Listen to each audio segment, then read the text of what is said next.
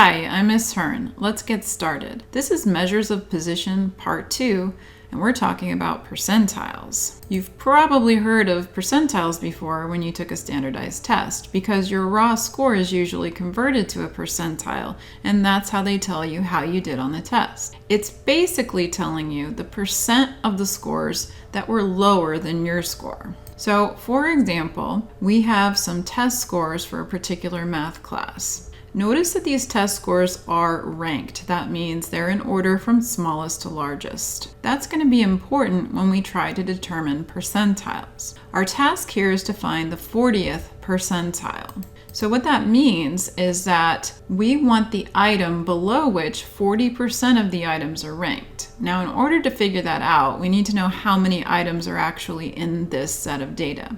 And if you count them, you'll see that there are 30 of them. So how many are in the bottom 40%? Well, we can determine that by taking 40% of 30.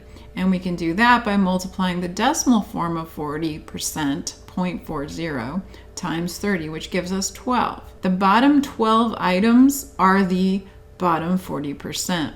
We're looking for the data item just above that. So we're going to look at the item that's the 13th item in the list. 1, 2, 3, 4, 5, 6, 7, 8, 9, 10, 11, 12 are in the bottom 40%. So that 13th data item beat that 40%. So this is going to be our 40th percentile. So we would say 75 is the 13th item, so 75 is the 40th percentile. In general, if approximately n% of the items in a distribution are less than the data value x, then x is called the nth percentile of the distribution, and we use the notation p sub n to represent the nth percentile. Let's look back at that same set of data and do one more calculation.